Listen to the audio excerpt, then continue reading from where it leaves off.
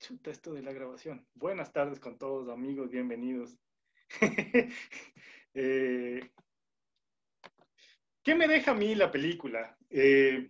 Algo hablaba el fin de semana con Fausto y, y claro, sí me sorprende que cuando uno se acerca a esta película eh, está catalogada dentro de cine de terror contemporáneo, pero no es una película que realmente asusta, ¿no? O sea, me parece a mí que más bien tiene un trasfondo bastante como emotivo, muy vivencial. Yo creo que plantea algunas preguntas de lo que nosotros hemos estado, de alguna forma, en donde nosotros hemos estado hurgando, y sobre todo la PAO, ¿no? Que es el papel del personal sanitario. Pero a mí me parece que fundamentalmente esta idea del hospital como escenario debe ser como discutida en esta clase, ¿no? ¿Qué pensamos, ¿no es cierto? ¿Qué se nos viene a la cabeza cuando el escenario es un hospital? Y en perspectiva, o sea, para ponerle en consideración con lo que estábamos tratando, ¿qué representó y qué representa el espacio hospitalario? ¿No? Quisiera oír ahí sus aportes, quizá la Pau que trabaja esto. ¿Sabes qué me pasaba a mí cuando conversaba con el personal de salud para hacer este trabajo? Y es que, y se me venía a la mente lo que conversábamos, ¿no? En un momento el hospital es ese lugar de muerte, ¿no? El lugar al que no quieres ir porque sabes que de ella no vas a salir, pero el personal ahora como que lo entiende, o sea, y desde ellos, y desde digamos, desde esta actualidad, es que el hospital es un lugar de vida, es un lugar a donde vas a sanar. Pero claro, el hospital no deja de ser también el lugar, y lo reconocen, el lugar donde se muere y donde el personal busca también esa buena muerte, acompañar esa buena muerte de sus pacientes. Y me da la impresión que lo hacen en ese sentido de que quisiera que alguien lo hiciera por mí, ¿no? Ese temor siempre presente, ese miedo a la muerte a la muerte de uno. ¿No? Y a la manera en la que pudieras morir. Cómo le ven, gracias Pau, cómo le ven funcionando de fondo al hospital? ¿Qué les deja, o sea, en la película ese fondo, ¿no? O sea, ¿cómo están? Buenas tardes con todos y todas. Yo vi la película y, digamos, a la luz de lo que leímos, especialmente la lectura de Kingman, es un espacio de control, ¿no? Entonces es un espacio de absoluta racionalidad, que es una racionalidad, digamos, instrumental en la medida en que la muerte, digamos, la administración de la vida y la enfermedad se convierten en parte de un esquema racionalizado que proviene de la administración del propio espacio, es decir, de todos los procedimientos que están ligados al funcionamiento. Entonces, la idea del terror, la idea de este espacio no programado, no concebido por fuera de esa racionalidad, es lo que te provoca miedo, ¿no? Sin embargo, digamos, haciendo una interpretación un poco más,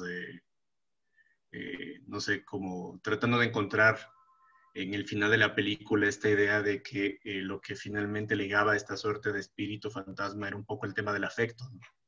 Entonces la muerte no necesariamente está ligada a la idea de la maldad y el terror, sino un poco a la idea de no poder soltar el, el, el recuerdo o no dejar ir, digamos, estas emociones, uno cuando fallece este niño o niña y luego cuando descubren que este fantasma no se liberaba y seguía fracturándole porque naturalmente quería quedarse ahí, entonces no quería dejar ese espacio de afecto que probablemente le hacía autorrealizarse, ¿no?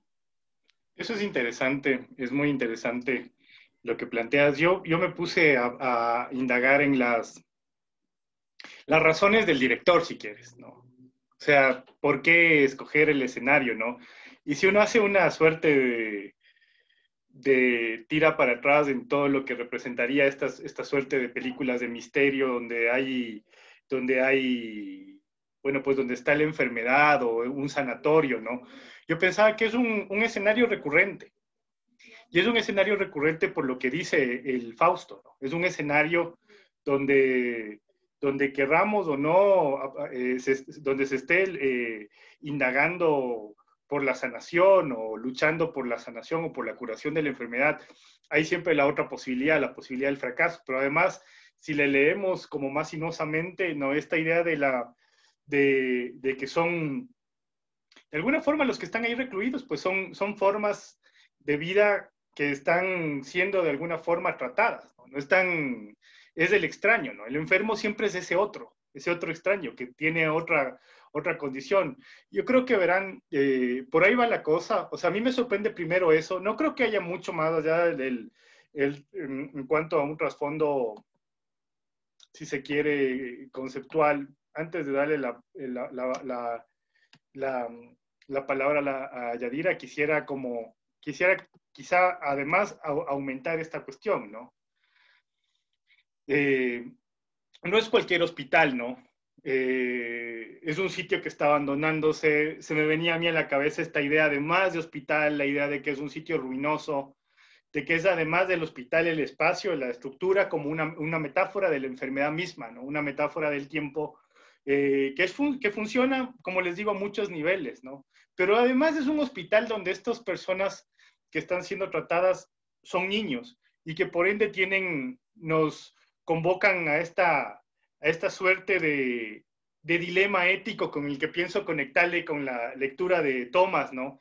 Que es, hay enfermedades y hay muerte, pero hay enfermedades que son y muertes que son particularmente dolorosas porque las consideramos injustas, ¿no? Entonces, o enfermedades, por ejemplo, el niño enfermo, lo que contaba alguna vez la PAO, ¿no? Cómo el personal de salud que enfrenta la enfermedad de un niño tiene que capacitarse de manera especial, no tanto para explicarle al niño, sino quizá a los padres que no aceptan. Entonces, esa cuestión del paciente como ese paciente injusto, esa muerte, esa idea de la muerte como un problema, ¿no? Entonces, por ahí van dos cosas, ¿no? Yo le veía, además del edificio, como metáfora misma de la enfermedad, de ser un hospital que se va a abandonar, ¿no? Esta suerte de mudanza, esta suerte de final de ocupación, y que le conduciría a una ruina o un cambio de funciones. Y por otro, la idea de la muerte injusta. Ibas a hablar, Yadira.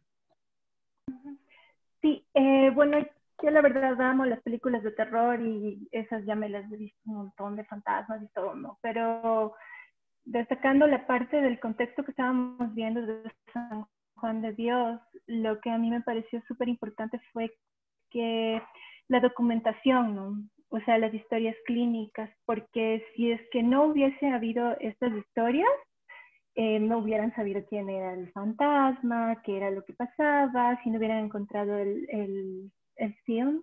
Entonces, yo creo que eso es como, para mí, lo más importante, ¿no? El hecho de que gracias a la documentación pasada pudieran saber de qué se trataba, concluir que el fantasma quería a los niños, por esto, por lo otro. Entonces, me parece súper importante siempre mantener este tipo de documentación, ¿no? En este caso, las historias clínicas.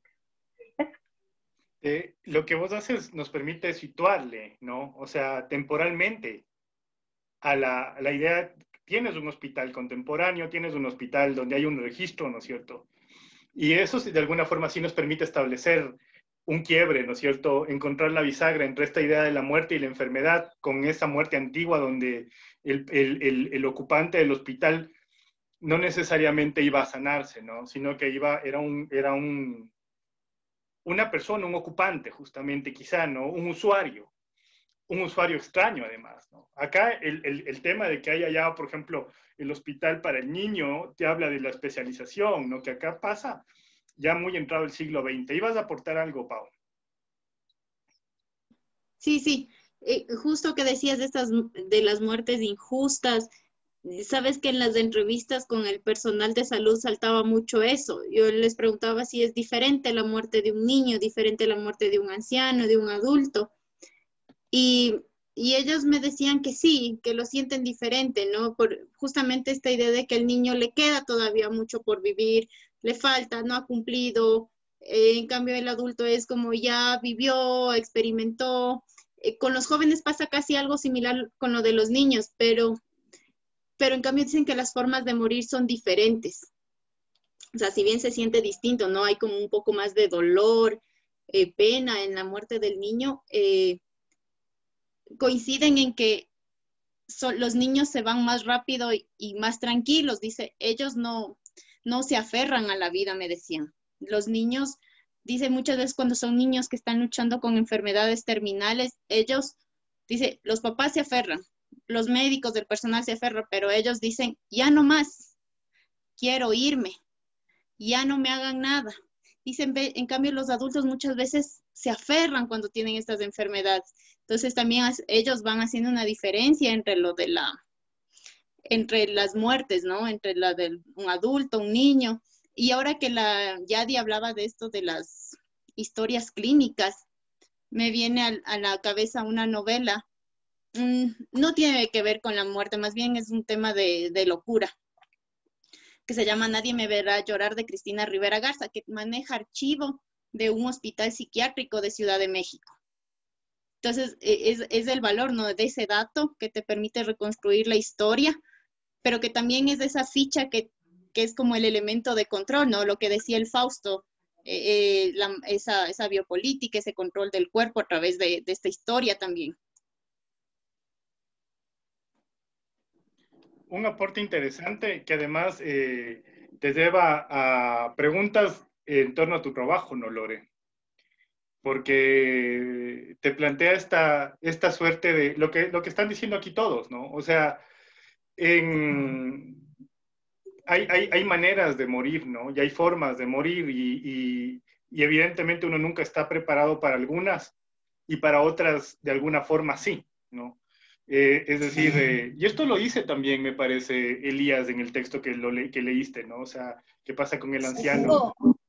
O ya se prepara como en un proceso biológico que dice nace, crece, ya tiene sus hijos y ya cuando es adulto mayor ya fallece. Pero ¿qué pasa cuando se rompe este ciclo? Y por ejemplo, en este caso, cuando son niños y se rompe, o cuando son jóvenes y se rompe por algún accidente, alguna enfermedad, es como ahí se vuelve en cambio más injusto, que no es lo mismo que un padre pierda a su hijo que los hijos pierdan a sus padres, porque es esta noción de así es la vida y tiene que seguir el curso de la vida. Entonces ahí esos rompimientos son lo más fuerte de acompañar. Lo que dices es fuerte, pero me parece que, por ejemplo, eso plantea ya otra reflexión, ¿no? En relación a los textos que estás usando tú, Fausto. Por ejemplo, Bourdieu en algún texto decía que no hay muerte injusta, en el sentido de que simplemente la especie es la que de alguna forma le cataloga, ¿no es cierto?, al hecho. Sin embargo, por ejemplo, incluso la muerte criminal, decía, pues corresponde a fallas, por ejemplo, en la distribución del Estado, ¿no? Entonces, y se convierte en violencia estructural. Pero injusta, el hecho, el óbito no es, ¿no? O sea, es una condición nada más. Pero que nosotros necesariamente estamos otorgando valor. Creo que vamos a meterle una última reflexión en torno a esto. Bueno, esto ya un poco lo dijimos, ¿no? El hospital como un escenario propicio para el miedo, cómo se va configurando esta idea. Sí, eso fue quizá lo que más me marcó.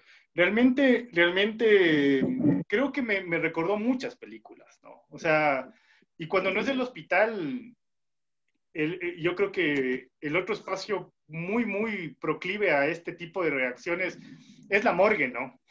O sea, la morgue como el espacio del receptáculo del cadáver, el cadáver que está ahí,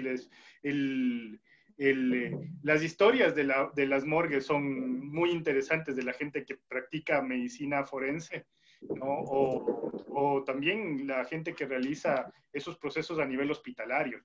No sé, ¿qué te dejó a ti la película, Franklin, ya que tú la trajiste a colación? La sugerencia que hice estaba en función del tratamiento del asunto hospitalario, el asunto médico, la enfermedad. Y por eso es que la propuse como material para la discusión.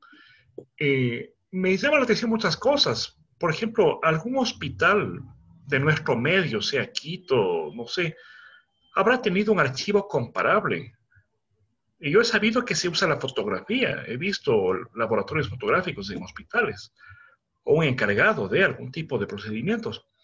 Pero seguramente aquí pues había la posibilidad, la sofisticación o la disponibilidad del recurso cinematográfico. Y es bastante singular, ¿no? Que se tenga ese tipo de referentes para reconstruir un asunto que en este caso articula una historia, que pues no sé si calificarla de comercial y todo, pero sin embargo es sugerente la discusión, el tema, los escenarios, la dirección de arte mismo. Eh, yo no te diría que tengo una obsesión con esta película, pero sí me agradó hasta cierto punto.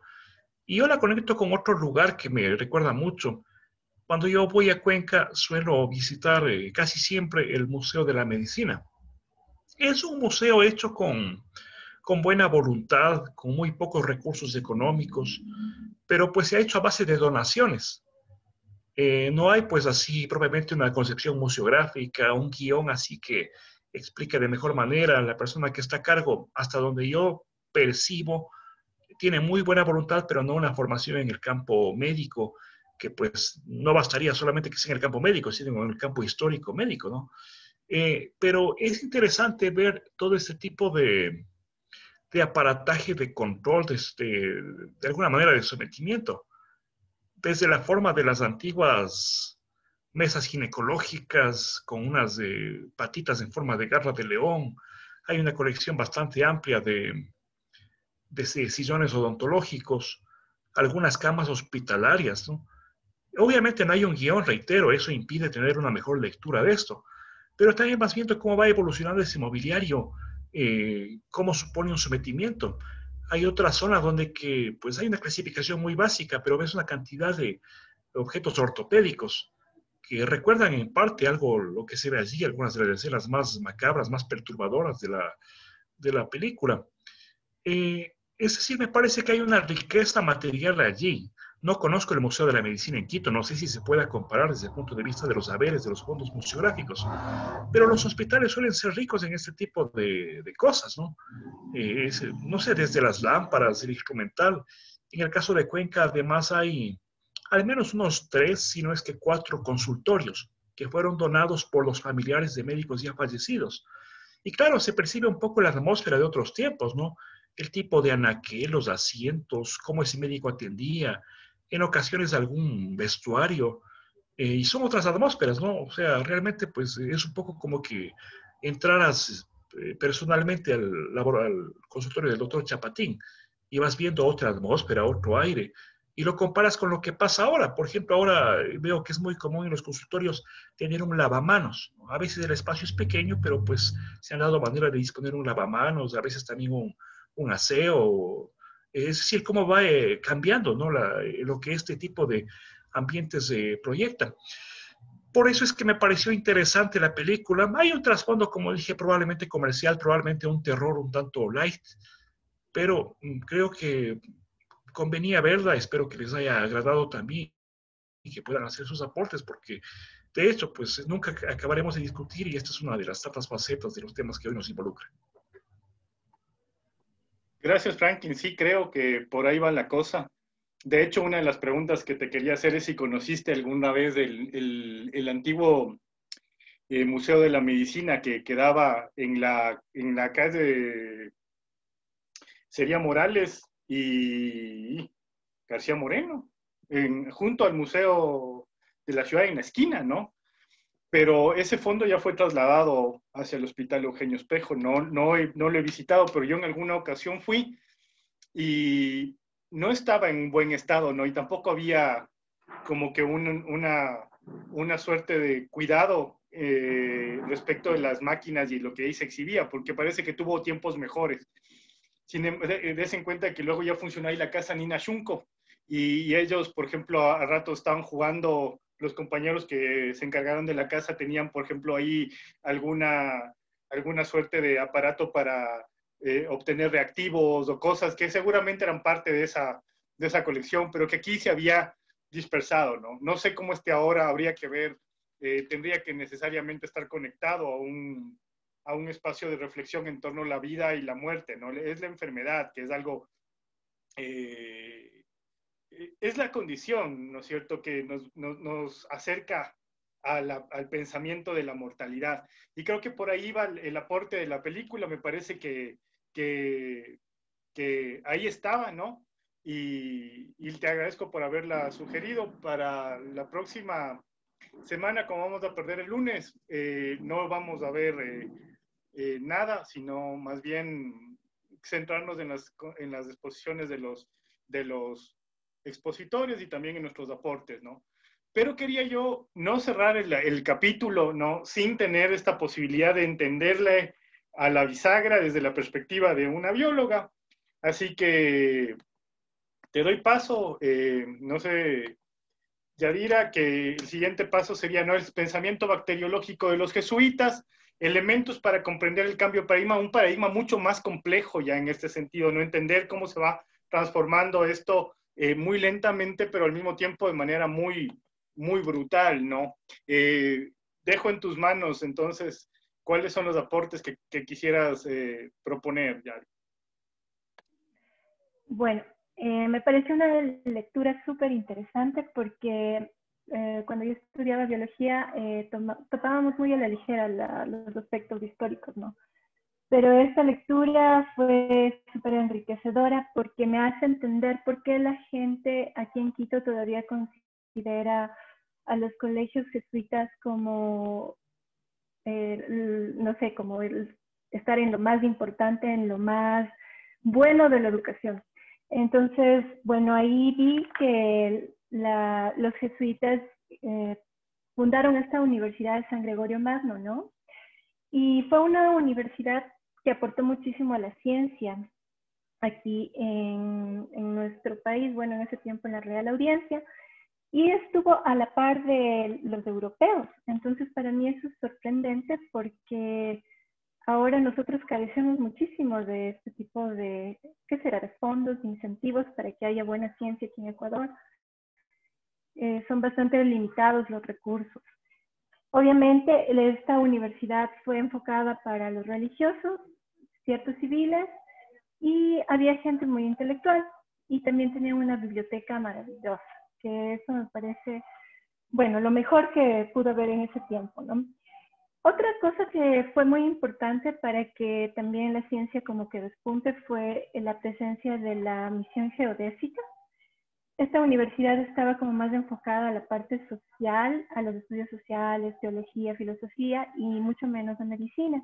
Sin embargo, cuando llegaron los de la misión geodésica, pudieron hacer este feedback, ¿no?, esta retroalimentación, y hubo bastantes publicaciones de gente que ha trascendido. Por ejemplo, en la parte de la biología, como, no sé cómo se pronuncia, el botánico José Jussier, no sé, bueno, él, pero él tiene incluso, cuando son así como muy destacados, los científicos pueden poner los nombres a las plantas. Tiene la Chuquiragua, ¿no? La planta, la flor del andinista tiene el nombre de Chuquiragua Jussier, no sé pronunciar. Bueno, eso me venía a la cabeza, ¿no? El gran aporte que hubo en cuanto a la parte de la botánica, porque también el padre Juan de Velasco tenía en Popayán una colección de plantas, porque nosotros, antes de la colonia, y bueno, hasta ahora se utiliza mucho lo que son los recursos de estos naturales, las plantas, incluso los animales, ¿no? Entonces, esto es un gran aporte, y un gran aporte de la gente nativa hacia la gente foránea. Otra cosa que quiero destacar es la presencia de la quinina, que es esta planta que curaba a las fiebres palúdicas. Hasta ahora lo vienen haciendo. En esta lectura te dice que en Malacatos fue en donde un médico aborigen entregó este conocimiento a los españoles. Pero si tú buscas el origen de la quina o quinina, no te va a salir que fue precisamente en Ecuador o, bueno, ya digamos que máximo al Perú. Entonces, esto para mí me hace reflexionar en el hecho de cómo nosotros hemos compartido nuestros recursos genéticos. Al hablar de recursos genéticos hablo de todo lo que son semillas o igual productos de origen animal, que lo que vienen a constituir es la agrodiversidad que tienen los países, y esto es de suma importancia. Ahora hay convenios súper grandes en donde se trata de rescatar y de cuidar estos recursos para cada país. El hecho de que la quinina sea como una planta que no se haya reconocido el origen ecuatoriano, nos hace perder, por ejemplo, regalías en la parte de las farmacias y todas estas partes. El dinero que ganan por este remedio, que prácticamente sería de origen ecuatoriano, no nos llega a nosotros. Entonces, eso también es como súper triste, ¿no? Estos tres sacerdotes que aportaron muchísimo, ya llegando a la parte del pensamiento microbiológico, fueron un suizo, un italiano y un ecuatoriano. Los tres aportaron a la parte microbiológica. Yo quiero irme un poquito más allá me parece increíble que en tiempos en donde difícilmente podías contar con microscopios, ellos ya podían formular hipótesis que realmente están muy ligadas a la realidad, ¿no? Que los microorganismos ya asumían que las epidemias se podían contagiar por el aire o podían contagiarse por el agua, sin siquiera haber visto realmente a esos microorganismos. Otra cosa que también yo pensaba, ¿no? Se preocuparon mucho por las enfermedades, por las epidemias, porque fueron varias epidemias, ¿no? Eran 18 epidemias, 16 epidemias en los siglos XVII y XVIII. Y yo pensaba que estos científicos estaban investigando para poder tratar y curar. Y entre mí pensaba, wow, qué altruistas y todo eso, pero realmente lo que ellos buscaban era que la gente ya no se muera porque perdían dinero, no porque ya no había contribuciones de la gente. O sea, entre menos poblaciones, menos plata se llevaban. Entonces, ya yéndome a la parte de Juan Bautista Aguirre, que es el único ecuatoriano entre los tres, este padre que contribuyó muchísimo, que era sacerdote, poeta, filósofo, científico, él ya utilizó microscopios. Entonces, el hecho de que él ya utilice microscopios lo vuelve como mucho más tangible sus teorías, ¿no? Él ya podía ver que en un pedazo de piel había miles de poros. Él ya podía ver microorganismos. Y para mí lo más importante fue que negó absolutamente la teoría de la generación espontánea. Esto de la teoría de la generación espontánea es, por ejemplo, antes pensaban que en un granero se generaban del trigo los ratones, o sea, salían de la nada los ratones, que de pronto las ratas le salían alas y eran murciélagos, que no sé, se transformaban, que un pedazo de carne podía crear gusanos, y esto no es así. Entonces, esto es una cuestión muy, muy importante, porque yo pensaba en el hecho de que él era un cura, ¿no? Bueno, un sacerdote. Era un sacerdote, y el hecho de negar la teoría de la generación espontánea, a mí me venía a la cabeza, o sea, un sacerdote está hablando de evolución. O sea, no podemos tener animales si no hay una simiente de animales. No podemos tener plantas si no hay semillas. Entonces, al hablar de esta manera, yo asocio con qué pasaría con la teoría creacionista, ¿no? Porque si un cura religioso está diciendo que no es que se generó de la nada la vida, entonces, ¿cómo se contraponen estas cosas? Y bueno, sus aportes fueron súper valiosos, y también se podía ver que gracias a esos aportes podían utilizar plantas para curar ciertas enfermedades, pero también prevalecía sanarles a los españoles, y eran los indígenas los que morían. Entonces, no sé, yo siempre soy así como un poco, no sé, soñadora, creo, porque de la ciencia yo pienso que siempre tiene que haber un aporte social. Y él lo hacía, pero realmente lo que les interesaba es que no mueran para no perder más dinero. Creo que eso es mi aporte, no sé. Gracias, Yadi. Si muero mientras estoy transmitiendo, pues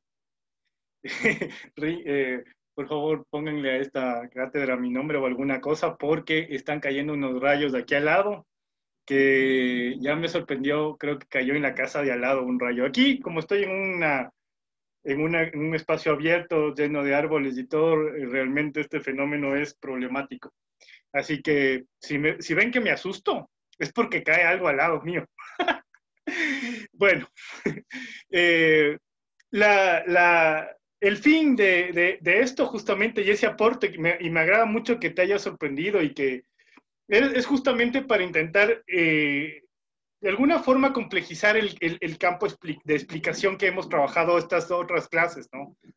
Hay ciertos elementos de curiosidad, también hay aportes, ¿no? No es que están únicamente ligados a digamos que a una perspectiva de la muerte como este periodo de prueba o como un castigo divino. Hay curiosidad, ¿no? En la comunidad. Y otro aporte que hace ahorita la Yadira es que también en ese marco patológico es muy importante en el ámbito de la curación el uso de los recursos que hay acá, las plantas, ¿no es cierto? Y hay una suerte de farmacopea que se va complejizando continuamente.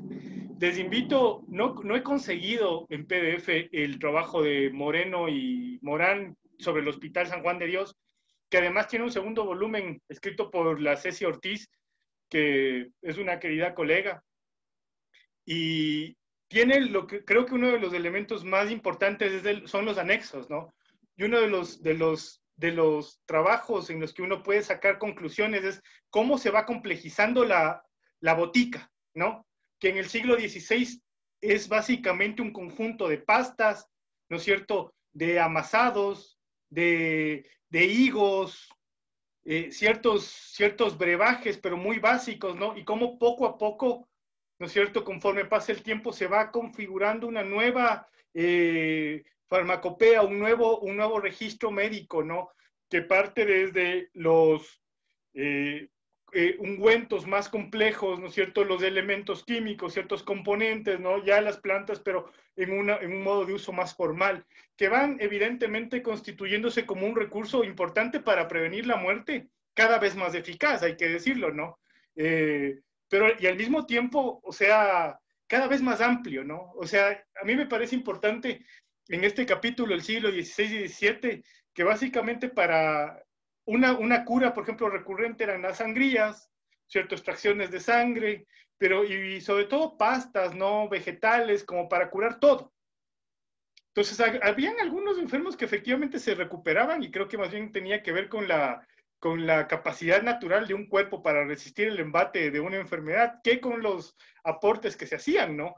Sin embargo, ya conforme pasa el tiempo, como podemos ver en la película y como podemos ver acá, esa tecnología sí se va configurando esta medicina de diagnóstico, ¿no?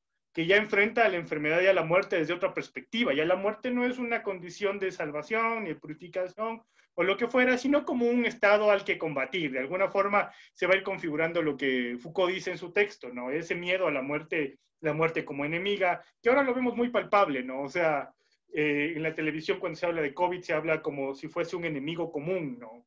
Y este virus pues no tiene una condición ni benigna ni maligna per se, sino es una entidad, una forma, una configuración que está ahí en el mundo, ¿no? Y ya, pero nosotros somos los que valoramos eso. Y eso es interesante porque la entrada a este tema del día de hoy va por ese lado, va por el lado de la ética, va por el lado de las transformaciones, ¿no? Les presento a Vincent Thomas, un antropólogo, sociólogo, pionero del análisis de la muerte como marco aglutinador de procesos sociales, culturales y filosóficos, ¿no es cierto? Tiene obras fundamentales en relación a la antropología de la muerte, como el texto que ustedes lo tienen completo, y hay otro que es mucho más contemporáneo, porque lo escribió ya en la década de los 90, cuando estaba muy viejo, que se llama La muerte simplemente, ¿no? Ese texto está en Paidós, más chiquito, pero creo que alcanza a ver, de alguna forma, le pasa lo mismo que le pasa a Elías, alcanza a ver hacia dónde va esa muerte que él empezó a verle en los años 70. Como le digo, una de las razones por las que me lleva a leer este clásico es para verle a este fenómeno en movilidad, porque le va a analizar, evidentemente, vamos a verle ahorita un problema ético, ¿no? Un problema de concepción moral importante.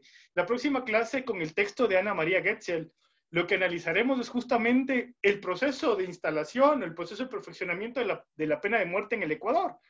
Pero claro, aquí Vincent Thomas nos lo ancla a los años 70, ¿no? Y parece que estuviésemos hablando de cosas de años luz atrás. Los debates se han complejizado, las terminologías han cambiado, ¿no es cierto? Sin embargo, el aporte y las preocupaciones que él alcanza a ver me parece que pueden ser actualizadas y en algunos casos no están equivocadas, sino que más bien ha abierto puertas explicativas, muros explicativos que sirven todavía para sentar nuevos elementos, ¿no? Su capítulo 4 no es muy largo, en un libro de casi 500 páginas, apenas ocupa 30, y tiene que ver, ¿no? De 600 páginas, y tiene que ver con esta idea, con formas de dar muerte, ¿no? Dar la muerte.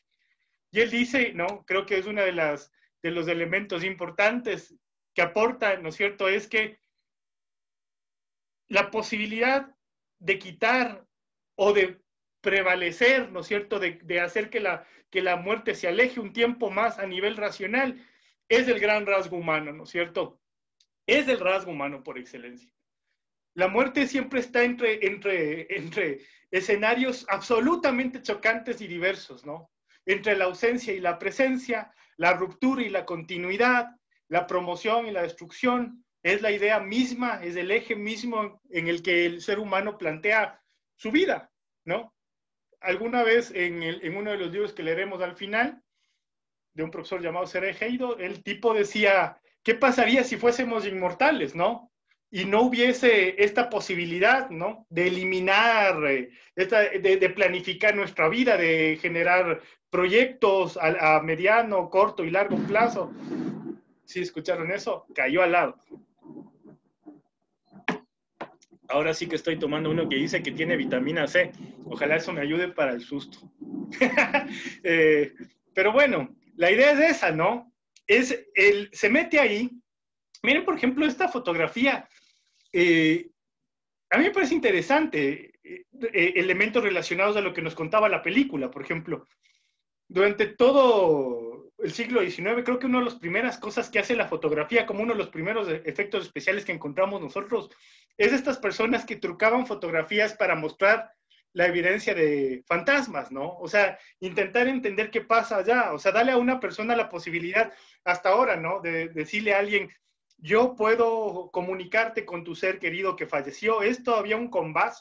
Yo suelo cambiar por los canales de UHF, donde pululan estos médicos, ¿no? Charlatanes que tienen ahí publicidad. Y a mí me sorprende esta idea, ¿no? De que por un lado te pueden curar, o sea, es decir, tienen la medicina para todas las enfermedades, y por otro lado, o sea, ellos mediante lecturas o sortilegios o protecciones, lo que sea, pueden atraer a estos espíritus y convertirlos en guías tuyos. Pero notamos evidentemente que esta necesidad humana en este caso está convertida no en creencia, ¿no es cierto?, no en filosofía, sino en comercio. Y es importante. Entonces, creo que Vincent Thomas se ancla en ese debate, ¿no? Recuerden lo que decía Levinas, ¿no? ¿Qué es la muerte? Un rasgar, una ruptura, una fuerte escisión en la cotidianidad. Uno, por más que quiera, cuando enfrenta la muerte, que no será la propia, porque esa muerte nunca la enfrentaremos nosotros, porque seremos los testigos, seremos los artífices, los actores, ¿no es cierto? Estaremos viviendo cuando evidenciemos la muerte de alguien en nuestro grupo, la muerte de grupos sociales, evidenciamos este rasgado, ¿no? Social importante. Creo que uno de los aspectos más importantes de la obra de Vincent Thomas es que toma parte, ¿no? Es activista la obra de Vincent Thomas, no está quieto, explica, pero al mismo tiempo toma posición, ¿no? Y él va a decir que esta idea, ¿no es cierto? Es la especie que da muerte, ¿no? La especie que puede, además, filosóficamente pensar en dar o alargar la vida, en otorgar valor positivo o negativo a uno de estos fenómenos, ¿no es cierto? Cuando da muerte, ¿no es cierto?, se asienta, digamos que el aspecto más brutal en todo lo que representaría la condición humana, ¿no? el imperativo más, si quieren, más irracional del ser humano se pone aquí en juego, ¿no? Lo que está en juego en el pensamiento de Thomas, en el texto que hemos leído, son dimensiones éticas sobre la muerte, sobre el cuerpo, los cuerpos, que es algo que hemos venido ya tratando, pero además es la primera vez en el curso que aparecen las otras muertes. Vamos a tener una semana entera hacia el final del curso para discutir esas otras muertes, ¿no? Esas otras muertes en las que nosotros nos reflejamos levemente porque entendemos que a un pollo se le quita la vida para consumirlo, o entendemos que nuestra presencia depreda, pero a veces en ocasiones no lo juzgamos con el mismo rasero, seguimos siendo bastante bíblicos, si se quiere, en el sentido de cuál es la presencia y la función de los otros seres que habitan el planeta, ¿no? Entonces creo que el primer debate, porque aquí hay muchos debates, ¿no?, que propone Thomas, ¿no es cierto?, es la idea de ecocidio, ¿no? Quizá en los años 60, cuando él piensa esta idea, todavía se ve lejano, ¿no? Todavía se ve como algo abstracto. Creo que ya en la segunda década del siglo XXI, entrando a la tercera década del siglo XXI, para nosotros se ha convertido en un tema mucho más cercano, mucho más tangible, mucho más palpable, ¿no? Viene analizando el impacto de la presencia humana como presencia de muerte, ¿no? Y aquí les hago yo dos preguntas, ¿no? Desde la visión que aporta Thomas hace 45 años, es increíble que este texto tenga 45 años. Yo lo leía cuando estaba en la universidad y me parecía todavía reciente, ¿no? Pero claro, de allá a acá han pasado 23 años más. Entonces, ¿cómo se ha evidenciado la importancia de esa suerte de enfermedad global? Los biólogos hablan de la extinción antropocena. No sé, y esto sí quizá también si la Yadi puede colaborar, ¿no? Intentar pensar la idea de muerte fuera de nuestra especie, o sea, es decir, ¿con qué carácter ético debemos leer las otras muertes? Aquel sujeto o no les llamamos sujeto, pues, ¿no? Justamente, o aquella vida no humana, ¿no? ¿Qué papel cumplimos? Nosotros, por ejemplo, analizábamos, cuando leíamos a Foucault y analizábamos las muertes del antiguo régimen y decíamos, esa persona no es dueña de su vida, ¿no?, sino el soberano. ¿No somos nosotros también soberanos frente a otras formas de vida en el planeta? ¿Qué decimos frente a la extinción antropocena? ¿Hacia dónde va? ¿Es esta la sexta extinción en masa? ¿Estamos viviendo la sexta extinción masiva? Como dicen los biólogos. ¿Qué nos aportas, Yadi? Sabes que ahorita me acordaba porque tengo un niño que es súper especial, ¿no? Y hace poco hice caldo de patas, ¿no? Primera vez en mi vida que hago caldo de patas, y me decía, porque las patas estaban completas pero cortadas en pedazos, ¿no? Y se acercó y me dijo, ¿por qué, mami, estás haciendo eso con la vaquita? ¿Por qué haces eso con la vaquita, mami? ¿Por qué no te comes mis patitas? Cómete mis patitas en lugar de los de la vaquita. Creo que fue el caldo, primera vez que hago caldo de patas y el más amargo que me he comido, pero bueno. Entonces, realmente, yo creo que debemos ver, nosotros somos parte de un ecosistema, ¿no? Primero, la Tierra es como una isla. O sea, el hecho de que nosotros hablemos, el hecho de que nosotros demostremos que pensamos, porque es así, no nos hace superiores, porque nosotros sin las otras especies no somos nada. Están ellos sosteniéndonos, porque supuestamente nosotros estamos arriba, ¿no? Pero es como una red en donde cualquier especie que desaparece va a ir llevándose, un efecto dominó, va a ir llevándose a las otras. Entonces, si nosotros seguimos en este ritmo de matar todo lo que se nos cruce, vamos a matarnos, ¿no? Nos estamos suicidando, básicamente. Eso es lo que yo pienso. Creo que estamos ahorita en un momento en donde yo no sé si haya algo para tratar de aliviar este dolor que tiene el planeta, que tiene todo nuestro ambiente. Yo creo que no, porque hemos llegado a hacerle tanto daño a la naturaleza que la verdad no sé si hay un punto para volver.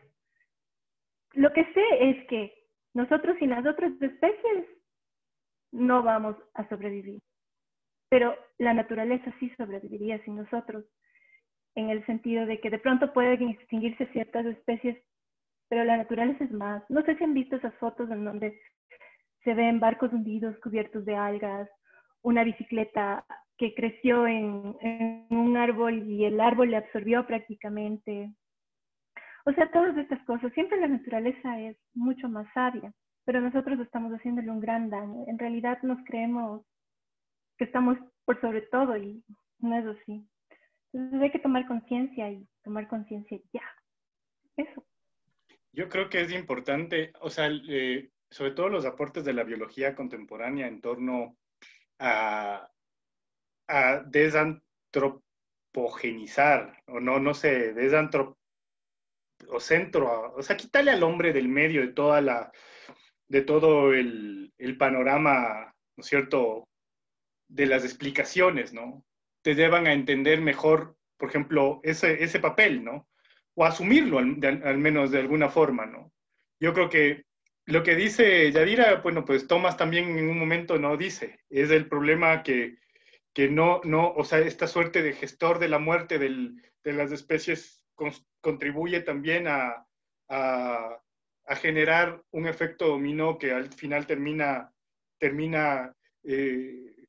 afectando a todos, ¿no? Inclusive a la misma especie humana, ¿no? Ahora, claro que es que también todo esto viene a raíz de una suerte de toma de valor, una suerte de imposición de valor a todo, ¿no? O sea, es decir, las cosas tienen una clasificación humana, ¿no? Entonces las vidas también tienen una clasificación humana, y una cosa importante es que yo creo que la biología cada vez nos demuestra que hay formas de inteligencia, o sea, es decir, va perdiendo peso la idea de esta inteligencia racional como la única forma, ¿no es cierto?, de inteligencia, y encontramos otras formas de inteligencia, no solamente en el ser humano, sino en otras especies, ¿no? Yo recuerdo un texto que seguramente, bueno, les recomiendo, es divertido, se llama La historia del futuro de Felipe Fernández de Armesto, un historiador español, y él decía en el epílogo de ese libro, el ser humano es una especie que sueña con ser un ángel, ¿no? Sueña con ser un ángel, investiga, pero cada vez las evidencias que encuentra le muestran que es un mono.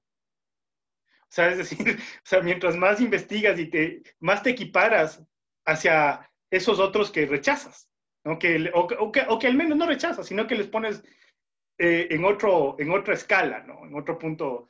Me acuerdo que mi esposa me contaba esto en una de sus clases, ¿no? Que uno de sus niños, ella trabaja con niños chiquitos, y me decía que uno de sus niños en algún momento le había dicho, en ese colegio donde trabaja mi esposa, pues les daban en ocasiones el lunch, ¿no? Y que les daban los nuggets, ¿no? Estos que vienen congelados. Y este niño decía algo así como, esto le estaba enseñando que las proteínas provienen de los pollos, ¿no? Y el niño lloraba, diciendo que no se estaba comiendo el pollo, ¿no? Que él estaba comiendo el nugget. Y que el nugget es un alimento que produce el Supermaxi.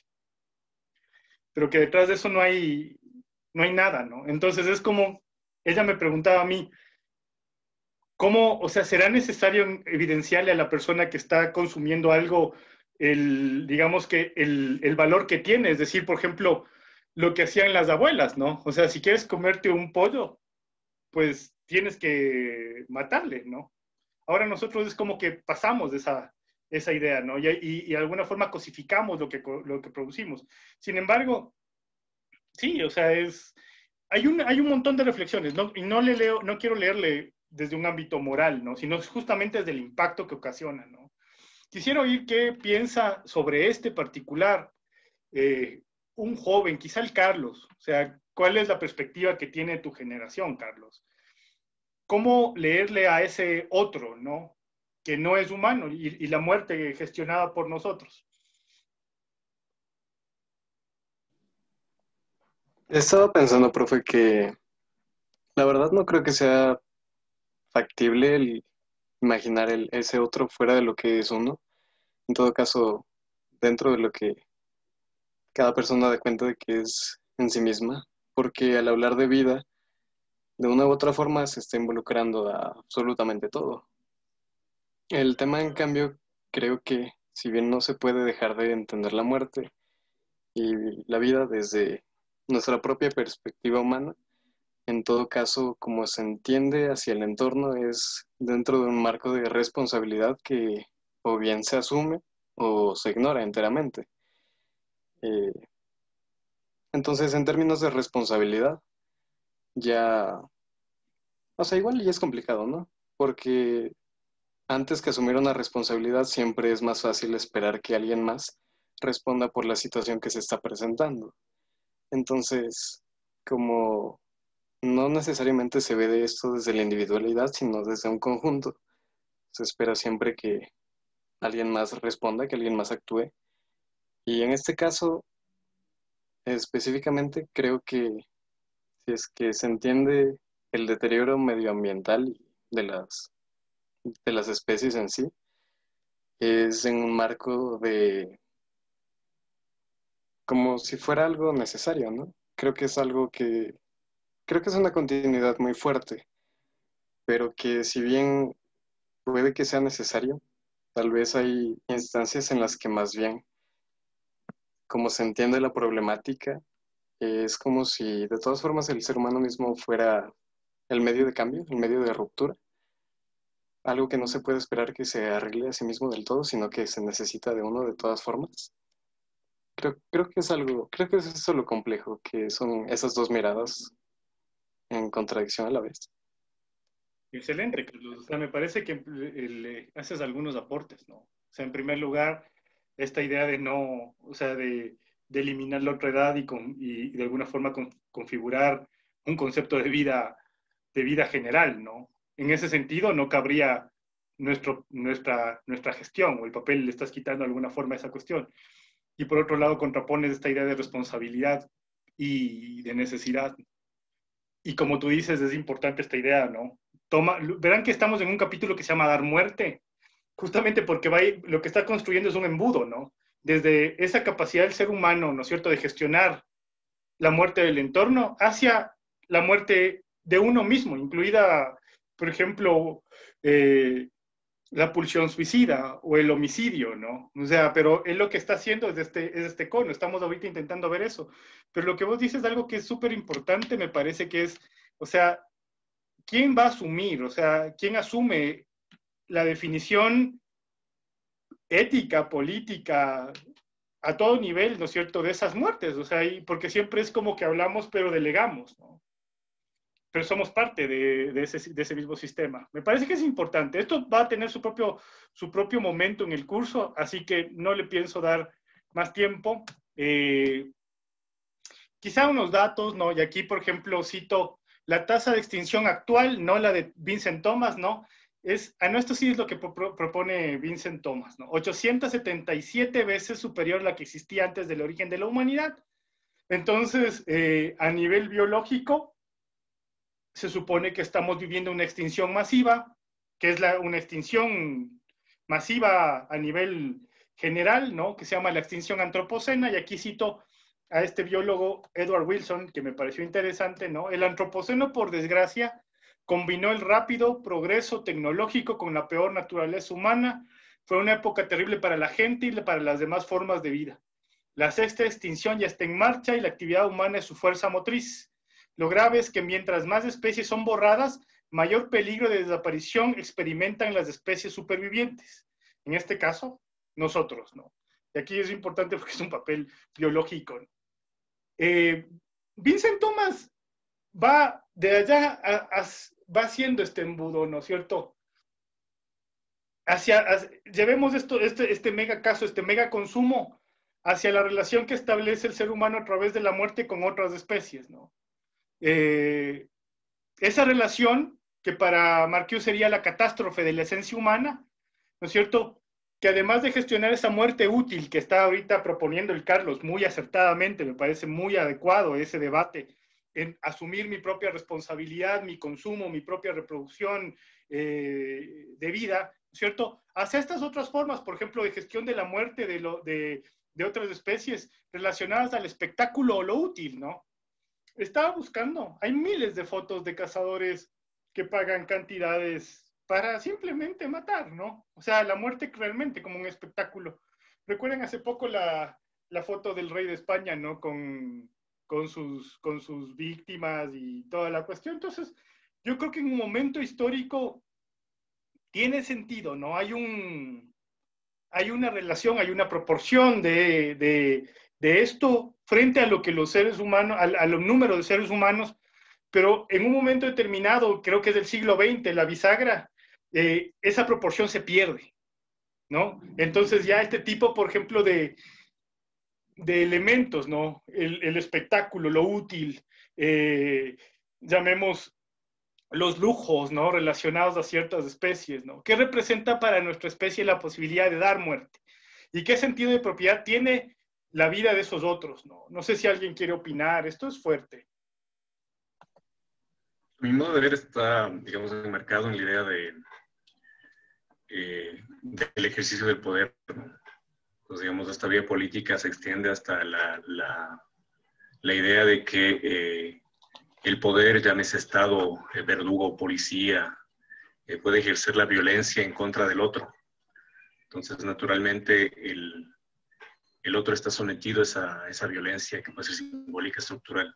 Entonces, eso lo menciona también Thomas Paine, ¿no? Digamos, la organización y la burocratización de la muerte a través de la guerra es un ejercicio psicológico, pero también es un ejercicio administrativo. Entonces, digamos, ahí es donde se encuentran los límites de lo que, digamos, es la diferencia entre el impulso primario o primitivo y una sofisticación y racionalidad de la administración tanto de la vida como de la muerte. Sí, por ahí va. Y además está diferenciado, ¿no? O sea, es decir, es un lujo que no puede ser leído por todos. O sea, pasa por una suerte de rechazo, ¿no? Y evidentemente es un dilema difícil de entender para alguien que no necesita hacerlo, ¿no? O sea, la construcción de lo heroico, incluso en este proceso político de gestión del poder, ¿no? Este héroe moderno que no lucha contra nada, sino contra el indefenso. Por ahí va. Lo que decía el Franklin tiene que ver con el siguiente tópico que topa Thomas, ¿no? Que es la guerra y el genocidio, ¿no? Le cita a la humanidad como la especie que más mata y que mata mejor, ¿no? Y yo le defino a esta idea, tomando las ideas de Thomas, ¿no? La guerra como esta suerte de institución mortífera que moviliza gente y recursos económicos en función de obtener poder. La pregunta es si es racional o no, ¿no? O sea, este instinto mortífero en el ser humano, ¿no? La vida humana entra en otra perspectiva frente a la institucionalización de la muerte. Yo estaba leyendo un texto de neurociencia que me dio mi esposa y era interesantísimo esta idea, ¿no? Yo no me había puesto a pensar en que, por ejemplo, estos neurobiólogos hablaban de que las reacciones de huir, por ejemplo, que tenemos en la amígdala, en el cerebro más primitivo, ¿no? Esa reacción primaria que tenemos frente a la reacción racional que se produce aquí en la corteza prefrontal, es básicamente el instinto de supervivencia. Es decir, que el miedo es una cuestión saludable, ¿no? Es decir, vos tienes miedo para sobrevivir, para enfrentar justamente situaciones en las que potencialmente te podrían matar. Y así vemos la vida. Sin embargo, por ejemplo, hay espacios en esta misma lógica, ¿no? De alguna suerte de institucionalización de la muerte, donde, por ejemplo, se trabaja en sujetos para que pierdan ese miedo y puedan dar muerte, ¿no? En este caso, el ejército. Pensaba incluso en este tema que es ampliamente extendido, el tema de la UFC, ¿no? Dos sujetos que entras y te pateas hasta la inconsciencia. O sea, más allá del espectáculo que existe detrás de eso, es una demostración de eso, es una demostración del control de uno sobre otro para demostrar eso, ¿no?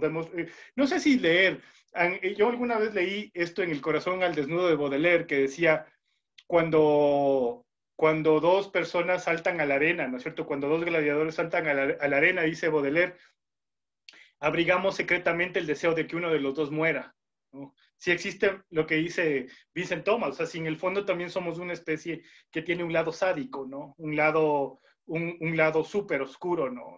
Que necesita de esta suerte de ficción violenta para vivir su normalidad, ¿no? Eso es otra cosa interesante. No sé si alguien quiere aportar. En torno a la guerra, Jero.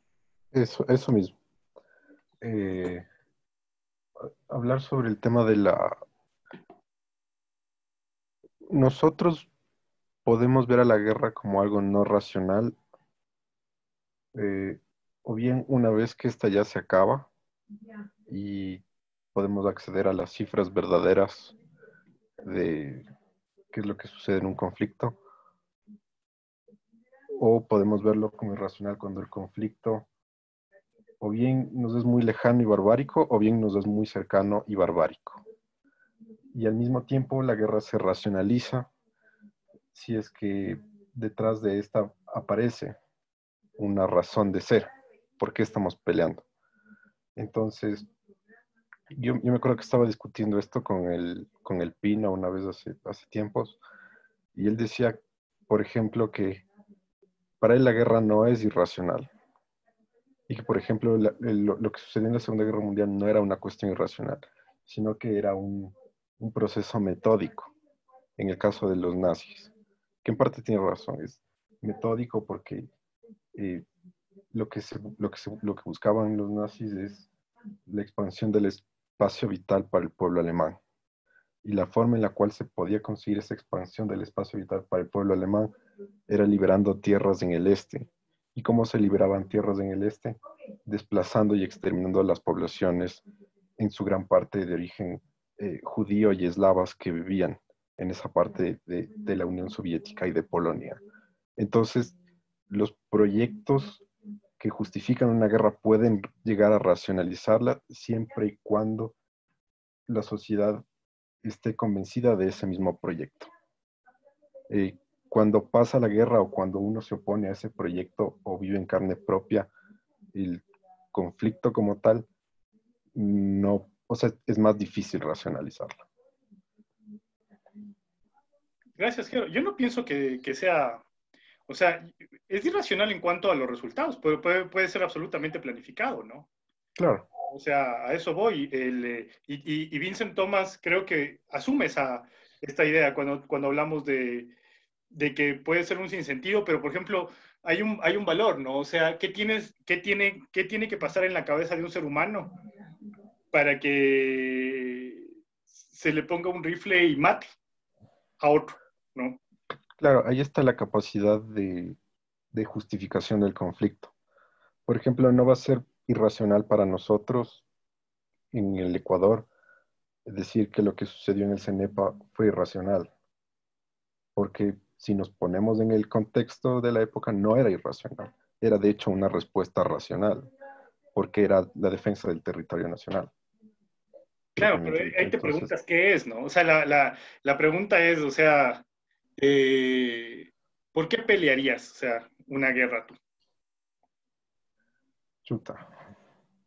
Porque, por ejemplo, cuando fue justamente en el año 96, yo tendría 16, claro, ¿no? Y es gracioso eso que yo ya me cuestionaba esta idea de qué es o sea, ¿por qué grandes colas de gente, ¿no es cierto? Y sobre todo gente del pueblo empezaba a encontrar este sentido que le movilizaba, ¿no? Cuando para mí ya revestía como un tufillo de farsa, ¿no? Todo. Pero, como vos dices, es eficaz. O sea, hay un discurso que circula, que es eficaz, que la gente le topa estas venas, ¿no? Muy profundas. Le puedes topar en este sentido de lo nacional, de la pertenencia, del espacio. Y no sé, ¿no? Pero ahí hay una definición, hay una configuración histórica del héroe, ¿no? Como dice Mustaine en su canción. O sea, matas a uno y eres asesino, matas a muchos y eres un conquistador, si matas a todos posiblemente seas Dios, dice. Pero eso es interesante en este sentido filosófico. ¿Qué opinas, Esteban? yo estaba pensando en algunas cosas de lo que estabas hablando. Primero, dentro del campo de la arquitectura es un tema que está súper en boga, digamos, esta cuestión de qué justifica la producción de edificios, ¿no es cierto? Y hay hasta una corriente, si se quiere, en los últimos años que se llama de arquitectura sustentable, que intenta ser menos agresiva con el medio ambiente. Pero lo interesante es que si es que vos te pones a leer cualquier perfil de arquitecto, no importa si hace edificios gigantes o si es que hace cuestiones de moda o si es que hace cuestiones en cuestiones populares o cuestiones sociales, todos tienen una manera de justificar su sustentabilidad, ¿no es cierto? Todos los materiales de alguna manera tienen una justificación para usarse, todos los materiales tienen una razón para que los sacrificios que se tienen que hacer por utilizarlos estén del lado ético, digamos, de la cuestión, que me imagino que tiene que ser alguna cuestión igual. Nadie va a la guerra, todo el mundo que piensa en una especie de este sacrificio piensa que es del malo, ¿no? Nadie piensa que está haciendo... todos tienen sus motivos justificados. A mí me gustó mucho esta cosa que vos dices de esta no necesidad o de este héroe que no está justificado y que entonces para probar su valentía tiene que irse contra algo y encuentra a los débiles. Porque ese creo que es un poco una de las cosas que nos enseñan, al menos en el campo de la arquitectura, que a veces te obliga a irte contra alguna cosa, ¿no es cierto? Entonces, hay esta idea del artista que produce algo, que está como creando una cuestión que tiene que tener una antítesis o un enemigo, y entonces se justifican un montón de cosas a partir de ahí, que serían, digamos, no sé si es que más entendibles si es que no estuviéramos incitados a esa búsqueda de heroísmo y de visibilidad y de cosas por el lado de mi disciplina, ¿no? Por ahí estaba lo que estaba pensando yo. Me parece que es un aporte interesante para lo que discutíamos anteriormente. Claro, ¿no? O sea, se convierte en un valor. Pensar que impactas menos, y aquí viene otra vez lo que dijo el Carlos, que me parece que es fundamental. Incluso influye en nuestras decisiones de consumo, que siguen siendo decisiones de consumo, pensarme como un ser que impacta menos, pero es una cuestión de asunción de responsabilidad y de asumirte como parte. Porque si se dan cuenta que Thomas habla como la especie que mata, ¿no? O sea, es la especie que mata. Y en ese sentido es la única que tiene esa condición, por ejemplo, de matar por disfrute o lo que fuera. Este tema es más complejo, ¿no? Creo que quiero llegar al punto, o sea, a algunas otras variables que propone Thomas, ¿no? Por ejemplo, cuando ya habla del etnocidio, del genocidio, yo les proponía simplemente pensar esto es un ejemplo que trabajé hace poco, de qué pasó, ¿no es cierto?, con la colonización del Congo belga, ¿no? O sea, este gran momento histórico mediante el cual Leopoldo II de Bélgica se disfraza como un filántropo, como un altruista, logra configurar esta Organización Internacional para el África, y se alía con los exploradores de la época, sobre todo con Stanley, que está aquí, ¿no? Que había descubierto el acceso hacia el África Central mediante el río Congo, ¿no? Y esto conduce a una ocupación real de la población, ¿no es cierto?, que conduce a 10 millones de muertos durante la gestión. Esto bajo una óptica súper conservadora, 10 millones, ¿no? Puede ser 16 o 17 millones, o sea, bastante más importante cantidad que lo que estaba pasando en la Primera Guerra Mundial algunos años después. Sin embargo, también estos espacios de olvido de la historia, ¿no?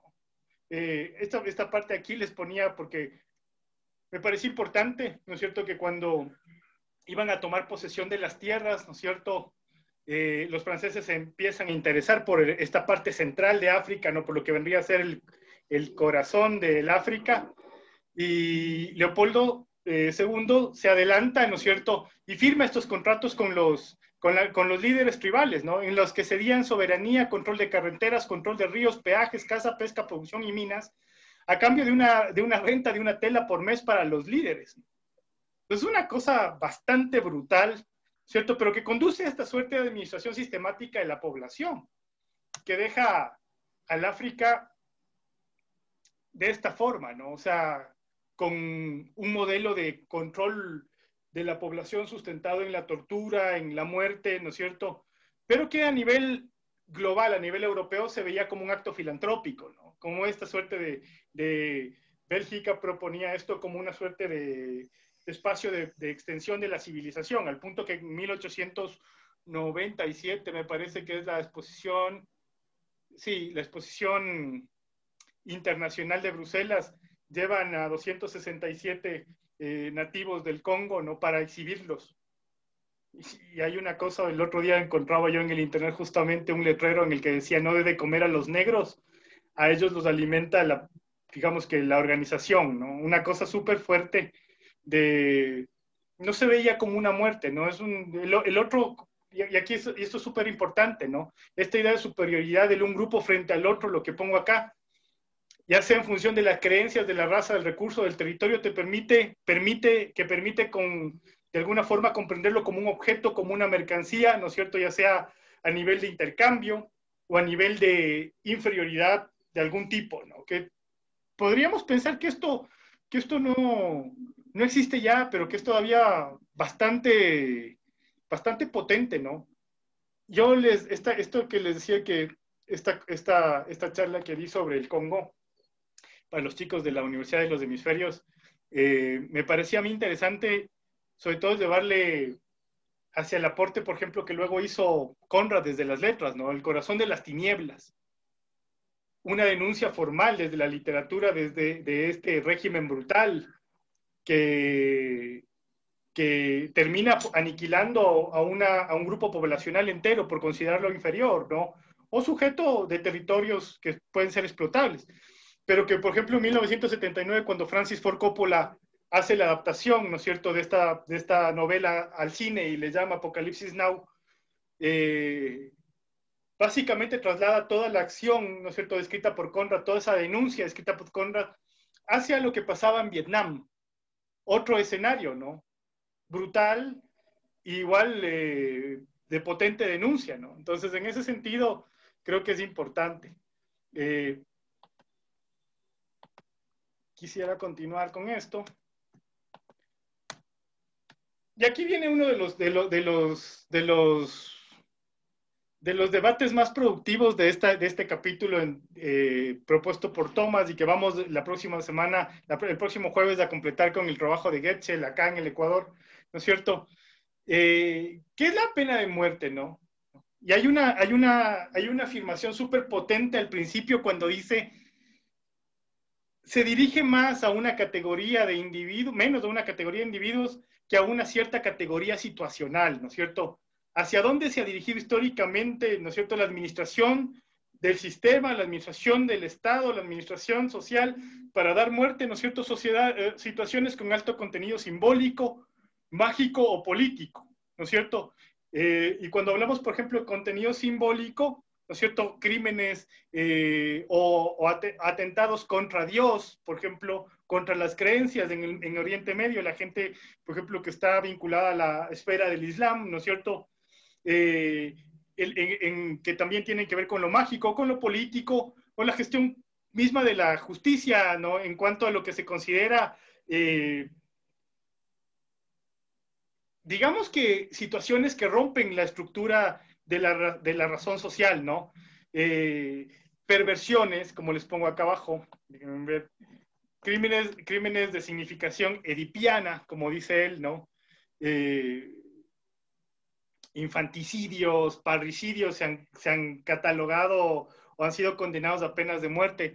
Otras cosas que tienen que ver con la inestabilidad del orden social, por ejemplo, los magnicidios, ¿no? O los de carácter simbólico, como les decía, que tienen que ver con la fe, ¿no? Entonces, miren, aquí, por ejemplo, les pongo una interesante imagen del féretro de Gilles van der Landenberg, ¿no es cierto? Que, por ejemplo, es colgado post-mortem para que cumpla su castigo, ¿no? Es decir, así de importante esta capacidad ya política del Estado, de un sistema de gobierno, de un sistema social, de dar muerte a algo que lo transgrede, ¿no es cierto? Entonces, dice que básicamente hay 3 momentos importantes, ¿no es cierto? Y que tienen ciertas características, ¿no? Esta idea de ejecución como espectáculo, de alguna forma puede ser, si es público, un espectáculo moralizante, ¿no es cierto? O un espectáculo aleccionador, ¿no? Si ya sucede dentro de lo privado, pero que traduce o que está dialogando entre esta idea sádica y mágica, ¿no? Que caracteriza a la especie. Dice que en la antigüedad, ¿no es cierto?, tendremos estas muertes, estas ejecuciones por la ley del talión, ¿no es cierto? El que mata muere, ¿no es cierto? El que comete ciertos elementos que afecten el orden moral, social, muere, o la idea de apaciguar a los dioses, ¿no? En el cristianismo, esta idea de expiación, la ejecución litúrgicamente codificada, como dice Tomás, y en la actualidad, esta suerte donde prevalece todavía la pena de muerte o donde ha sido desterrada hace poco, esta idea de un impacto individual con carácter moral, ¿no? Pero un carácter que ya se va cada vez yéndose hacia el ámbito de lo privado, ¿no? Se aleja de lo espectacular hacia lo privado, pero que pierde el sentido, ¿no es cierto? Digamos que los estudios contemporáneos le ven como ineficaz para esos propósitos, ¿no? Se ha caído en cuenta con el paso del tiempo de que la ejecución en público, que la pena de muerte no disminuye ni las tasas de violencia y no intimida a las masas, ¿no? O sea, es decir, también se convierte, y en ese sentido sí que me parece que hay otro filón de debate, ¿no? Al final, la muerte como espectáculo, que lo vamos a ver en unas sesiones más adelante, se convierte realmente en un espectáculo. Hay mucha gente sedienta de ver estas imágenes, ¿no? Al punto que después de la pornografía me parece que es el contenido más buscado en Internet. Ejecuciones, ajusticiamientos, balaceras y este tipo de cosas. O sea, es un contenido que está siendo buscado y siendo perseguido por la comunidad cibernauta, ¿no? Y ahí hay un debate frente al cadáver. Por ejemplo, aquí le vemos, por ejemplo, la exposición pública, ¿no es cierto?, del cadáver de Lord Lawrence Earl Ferrer, que le fue colgado por haber matado a su sirviente. Pero el carácter tiene una suerte o produce una suerte de reflexión moral, ¿no? Donde se lo exhibía era para que no se cometa lo mismo, para que imponga miedo, para que de alguna forma pueda ser leído como una suerte de efigie moral. ¿Qué es el cadáver? ¿No es cierto? Y en cada momento histórico, ¿se puede generar políticas o pedagogías desde su maltrato? Me pregunto yo, ¿qué opinan? ¿Qué opinan de estos aportes en esta parte de la lectura de Vincent Thomas, ¿no? La pena de muerte es algo brutal, ¿no? O sea, de alguna forma es de los procesos más sofisticados de dar muerte que tiene la especie. ¿Alguien quiere opinar? Lore. ¿Está quieta?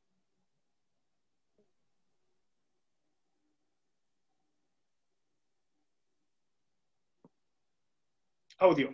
Estás muteada, Lore.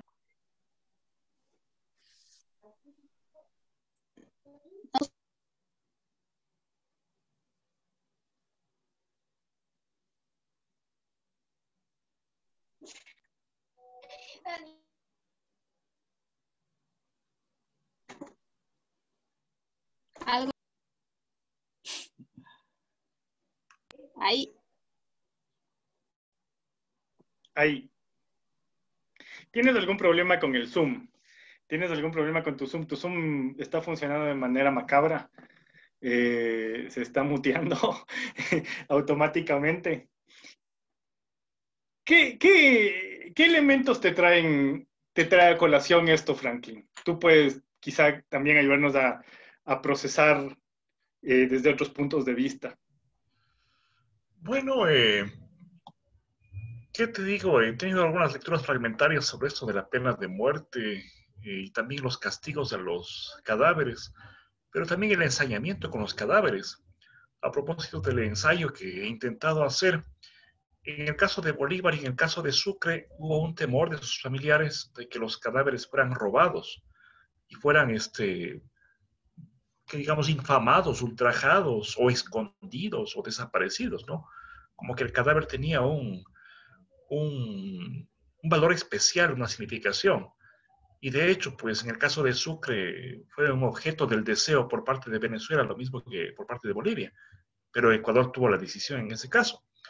En otro caso, por ejemplo, la muerte de García Moreno, uno de sus victimarios es disparado, y a quien le dispara le ponen de apodo el matamuertos, porque dispara a un cadáver. Pero ¿qué más podía hacer? O sea, ya lo mataron, ya lo ajusticiaron. Y sin embargo, él quería terminar de descargar su furia, su molestia, disparando a un cadáver. Me parece que hay muchas dimensiones. Es una historia, digamos, bastante compleja, bastante densa. Leía un libro sobre la Inquisición y hablaba de una pena que se usaba muy eventualmente. La palabra es un poquito rara, poco habitual, la pena de culeo, que significaba pues disponer al castigado por alguna pena dentro de un costal. Y en ese costal se colocaba un gato, un gallo y una culebra. Y era así lanzado al mar. Y seguramente era una muerte tormentosa, una muerte que digamos pues terrible, ¿no? Pero que se aplicaba en muy raras ocasiones. Entonces, me parece que hay, no sé, muchos aspectos por tratar de integrar, de reconstruir, de ver lo complejo que es este asunto, ¿no? Me parece que es difícil dar una última palabra, pues quizá por allí pueda hacer una aproximación. Creo que es muy importante lo que plantea Franklin, en tanto nos permite leer, ¿no es cierto?, esta suerte de transformación frente a la representación y a la ética del cadáver, ¿no? Y ese es el siguiente paso en torno a esta cuestión. O sea, si la muerte por ajusticiamiento va a dejar de ser un espectáculo público y por ende un espectáculo moral, ¿no es cierto?, va a ir paulatinamente perdiendo estas condiciones, pero eso será un lento proceso, ¿no? Yo les traje un ejemplo que me parece igual que los que ha contado el Franklin. Ya nos permite justamente pensar en esto, ¿no? El invento de la guillotina, como ustedes pueden apreciar en la imagen que he escogido, justamente proponía condensar ambas variables ya propuestas, ¿no es cierto?, en la ejecución de la pena de muerte, ¿no es cierto? Por un lado, promover un castigo ejemplar, pero por otro, un respeto al cadáver. No un respeto al cadáver en tanto no se lo muestre, sino un respeto al cadáver, o mejor dicho, más que al cadáver, un respeto al ajusticiado. La muerte tendría que ser rápida, ¿no? Evitar la tortura, evitar el dolor, ¿no? Entonces, en ese sentido, el experimento, ¿no es cierto?, y la creación de esta maquinaria, ¿no es cierto?, absolutamente eficaz, prometía eso, ¿no? No significa que su utilización estuvo exenta de debates. Es decir, dentro de la Francia revolucionaria había una pequeña, pues no se puede afirmar que haya sido una gran facción de personas, ¿no es cierto?, de diputados que estaban en contra de la pena de muerte. La gran mayoría pensaba que era todavía un elemento aleccionador que tenía que conservarse. Sin embargo, uno de los elementos que causaba impacto era cómo se administraba la muerte, por ejemplo, a los distintos estratos sociales, ¿no? Siendo, por ejemplo, la ejecución por decapitación practicada a los nobles, mientras que, por ejemplo, a personas de estrato social bajo, ¿no?, se les sometía a todo tipo de torturas infamantes, como menciona Franklin, desde la tenaza hasta la desmembración y elementos muy, o sea, simbólicamente muy profundos, ¿no? Entonces, este debate ya tiene contexto en este marco, ¿no es cierto? Y básicamente el aporte de Louis Guillotin, que aquí le vemos, ¿no es cierto?, es esta idea de muerte rápida, pero una muerte general, muerte rápida para todos, ¿no? Entonces, de alguna forma, lo que está en juego es esta suerte de ética frente al cadáver y esta suerte de igualación frente a la muerte y al juicio. Entonces, aparece como un invento benevolente, si se quiere, frente a las formas de tortura y de sanción que existían hasta la época, ¿no? Pero una cosa importante, por ejemplo, viene, aquí por ejemplo les pongo, miren esto, ¿no es cierto? El debate moral, la redacción del código aprobado el 25 de septiembre de 1791 dice en sus artículos 2 y 3, la pena de muerte consistirá en la simple privación de la vida sin que nunca se pueda ejercer ninguna tortura hacia el condenado, por ejemplo, y 3, a todo condenado se le cortará el cuello. Entonces, había esa suerte de búsqueda de equiparación social, ¿no es cierto? Todo ajusticiado sería carne de guillotina, como pongo acá. Parece un debate humanitario, ¿no es cierto? Pero hay otra cosa, por ejemplo, les traigo el caso de el poder de la cabeza decapitada, como le llamo yo, que lo tomo de un interesante estudio que se llama La cabeza cortada de Medusa, ¿no? Ustedes saben, esta es la famosa representación de Medusa de Caravaggio, pero que gira y produce un amplio debate, un caso en particular, cuando a una mujer que está relacionada con la muerte de Jean-Paul Marat, ¿no es cierto?, se le condena a la guillotina, se llama Charlotte Corday, como ustedes pueden leer ahí, ¿no es cierto?, y efectivamente le decapitan, ¿no? Y cosa habitual que hacían los verdugos, ¿no?, era mostrar la cabeza al público, pero este verdugo además, ¿no es cierto?, muy influido por el ámbito, digamos que por la reacción popular frente a la muerte de Marat, abofetea la cabeza 3 veces, ¿no es cierto?, y la abofetea antes de mostrarle al público, y lo interesante es que los cachetes de la cabeza se ruborizan. Entonces, el debate que surge en ese momento es si esa cabeza está sufriendo, ¿no? La multitud puede ver una reacción de vida en una cabeza cercenada, ¿no es cierto? La promesa de Guillotin era que era una muerte indolora, que era una muerte inmediata, sin embargo, el poder verle a la cabeza, ¿no es cierto?, manifestando todavía movimientos o reacciones que para los médicos eran apenas impulsos inconscientes, motivó un nuevo debate en torno al ejercicio de la pena de muerte, ¿no? Y al ejercicio de la gestión estatal o de poder dar muerte, ¿no? Creo que este escenario se traslada hacia los debates contemporáneos, ¿no? O sea, es decir, ¿debemos matar para sancionar? ¿En qué condiciones? Y esto ha sido un debate contemporáneo muy, muy importante, ¿no? Creo que estos, por ejemplo, son imágenes reales, ¿no?, cercanas. Y toma, valga la horrible cacofonía que acabo de hacer, toma posición, ¿no? Y asume como que la pena de muerte es un crimen, ¿no?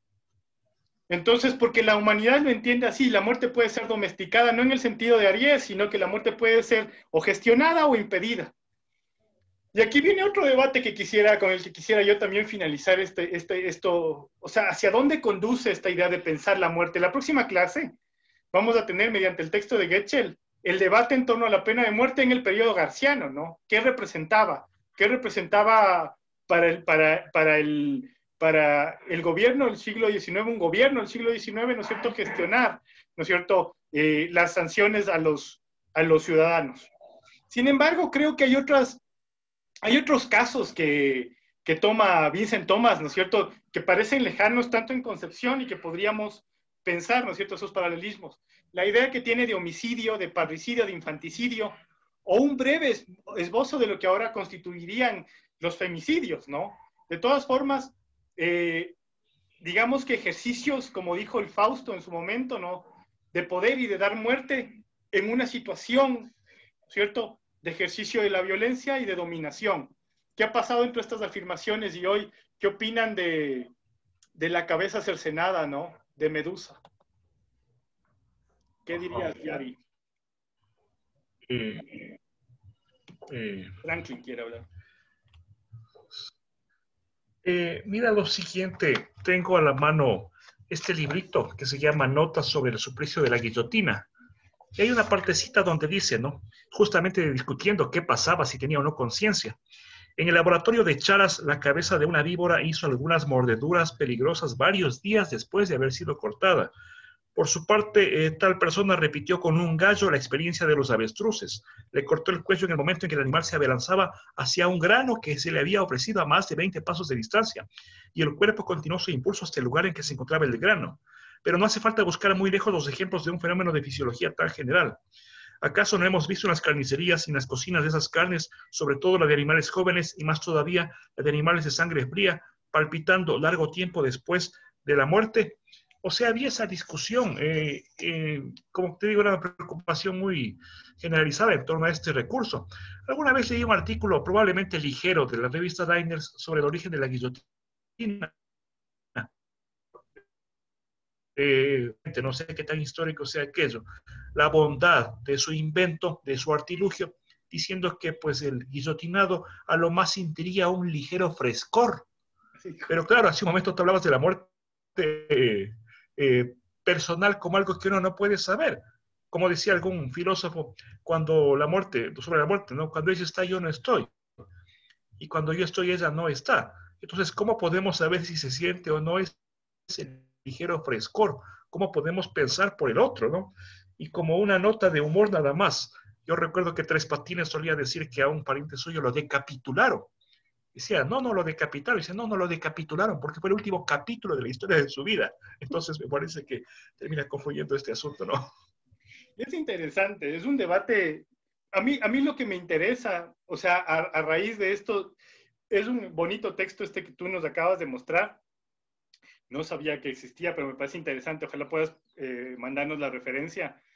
Pero lo interesante a donde voy es que continuamente, ¿no es cierto?, se está redefiniendo tanto la dimensión ética de la muerte misma, como qué es lo que representa en sus despojos, ¿no?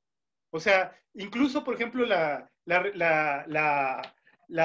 descripción que haces, ¿no? Del ligero frescor, habla de la preocupación por el sufrimiento de ese cadáver que en otras circunstancias, pues no sería deseable, no sería buscado, sino que más bien el cadáver, el ajusticiado debería sentir el rigor, ¿no es cierto?, básicamente la idea de la ley del talión, ¿no? O sea, entonces, claro, llegamos a un momento en el que nosotros pensamos en sistemas de justicia de alguna forma reintegradores, en los que este concepto, pues, pasa de largo, ¿no? O al menos no lo pensamos. Pero sigue, por ejemplo, en algunos estados del mundo, ¿no es cierto?, volviendo a debatirse. Y cada vez que pasa alguna situación muy fuerte, ahora en las redes sociales, ¿no es cierto?, escuchamos nuevamente voces que claman este tipo de soluciones, ¿no?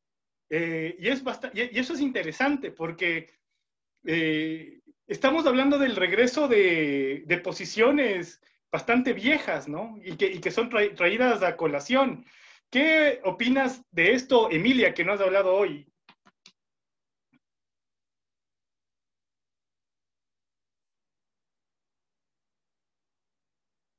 La Emilia suele tener problemas a veces con el internet. Se siente un ligero frescor. Se siente un ligero frescor. Franklin es el maestro del humor macabro, ¿no? Mauricio.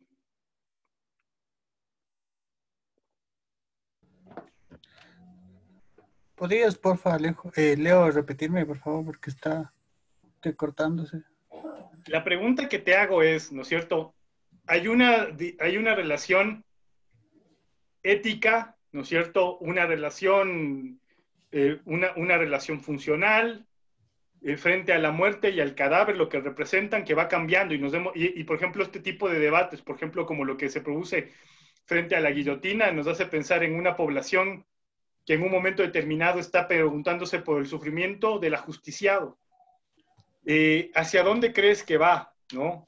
¿Hacia dónde crees que va esta discusión ética cuando ahora en las redes sociales, cuando pasa algún tema importante, aparecen otra vez voces que se insuflan, ¿no? Y que piden pena de muerte? Yo creo que tendría primero que ver el valor simbólico que se le da al cuerpo. Ese valor simbólico que uno mismo se lo va formando mediante el consumo. Ese consumo que puede ser dentro de la misma sociedad, pero al mismo tiempo se debe dar cuenta que también borda en este campo la cultura, en cómo el cuerpo o esta acción de la guillotina puede tener un valor para el mismo. Entonces, desde mi punto de vista, yo creo que la guillotina puede ser una acción ficticia, puede ser por el consumo de las películas, por decirlo. También puede ser como algo satisfactorio, algo de justicia. Entonces, creo que tiene que ver el accionar de la mirada que uno se lo da. No te entendí, no te entendí mucho, Mauricio, pero quisiera escuchar, en el año 70, Vincent Thomas, apenas 75, ¿no? Apenas alcanza, él dice que como que tipos importantes de dar vida serían infanticidios, regicidios, e intuye una forma de dominación y violencia frente a la mujer, ¿no? Pero que ahora ya es bastante más debatido, bastante más discutido, que en ese campo en particular han habido muchos avances. ¿Qué opinas tú al respecto, Yari? ¿Hacia dónde iba esta? Leo, discúlpame, Dante me estaba llamando la atención. ¿Me puedes repetir la pregunta, por favor? ¿Hacia dónde va, no es cierto? Si estamos hablando de que Vincent Thomas, cuando analiza, ¿no es cierto?, dentro de estas formas de dar muerte, ¿no?, al homicidio, infanticidio, regicidio, y apenas intuye, ¿no es cierto?, formas de ejercicio de violencia que terminan en muerte de la mujer. Apenas intuye.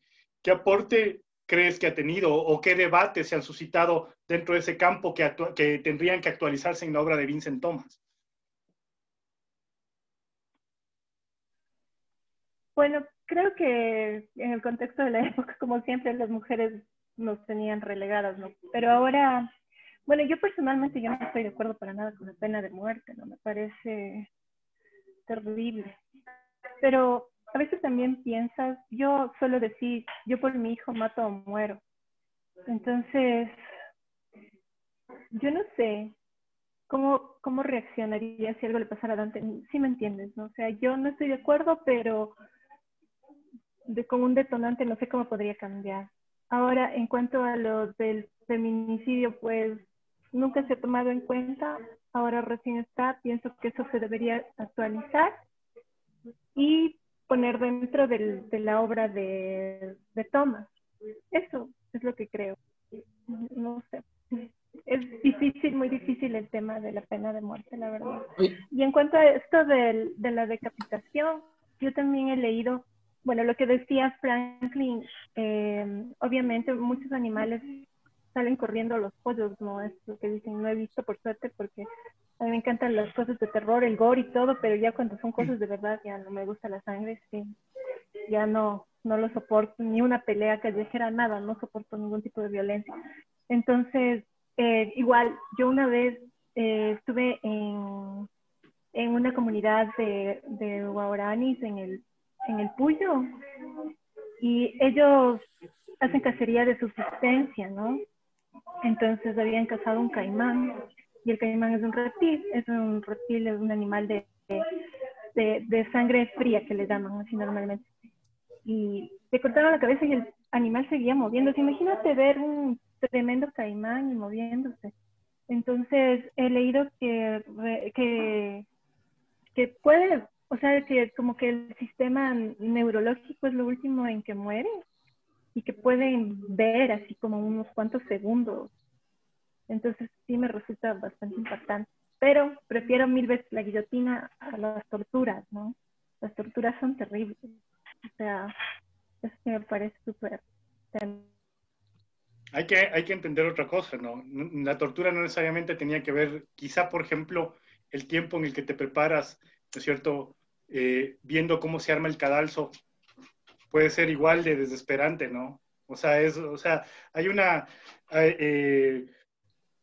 alguna vez leí un artículo sobre un antropólogo que visitaba las cárceles y que básicamente hacía una suerte de etnografías con los presos que estaban esperando pena capital en los Estados Unidos, ¿no? Y era desde situaciones de total desapego frente a su vida hasta situaciones de intenso dolor, ¿no? Continuo y largo, además, ¿no? Porque puede ser años. Ibas a decir algo, Esteban. Sí, era más una pregunta que quería hacerte, porque cuando vos hablas de esta preocupación por que la gente sentía por los condenados a la guillotina, habla como de un sentimiento de empatía que tenía esta gente que incluso tenía el poder y que los iba a ejecutar, digamos, a pesar de todo tenía como una preocupación porque la muerte sea de alguna manera y no de otra, ¿no es cierto? Pero en el texto, Thomas habla como de esta mirada del otro, como de encontrarse en el otro y de este sentimiento de desagrado de lo que tenemos en el otro con el fin de justificar la muerte. Quería saber si es que podías profundizar un poco en eso para terminar de entenderle dentro de todas las cosas que estamos viendo, o sea, como a qué se refiere justamente con eso. ¿Es una cuestión vista desde la ética, desde que estamos viendo al otro y reconocernos en el otro nos permite una mirada como más humana o a qué se refiere con esta cuestión? Y justamente, como especie clasificamos, ¿no es cierto? Y ordenamos. Es uno de los sentidos que damos al mundo. O sea, ordenamos al mundo, ¿no? Le damos forma. Es mucho más fácil, ¿no es cierto?, de alguna forma gestionar cualquier cosa, si esa otra cosa, si ese otro ser, si esa otra figura, lo que sea, no es equiparable a ti. Porque al estar equiparado, ¿no es cierto?, en un sistema social implicaría que estás bajo las mismas dinámicas, bajo las mismas normas morales, religiosas o lo que fuera, ¿no? Entonces, lo que dice Thomas es que cuando se justifica, por ejemplo, el etnocidio, ¿no es cierto?, el dominio de un grupo humano sobre otro, necesariamente se hace en función de no considerarlos iguales. Porque al considerarlos iguales, pues sería una relación inversa, ¿no? Incluso en la guerra contemporánea, ¿no? O sea, puede ser que no seas fisiológicamente distinto, pero moralmente distinto, por ejemplo, cuando crees en algo, ¿no? En un sistema político, lo que fuera. Es muy fácil encontrar este tipo de reacciones muy primarias en el ser humano. Por ejemplo, vean, yo por eso en ocasiones entre semanas cierro las redes sociales, porque a veces están plagadas de mucha bilis, ¿no? O sea, por ejemplo, gente que se siente absolutamente distinta por algo, ¿no es cierto? Pero no es un debate desarrollado, ni se puede pensar que eso sea.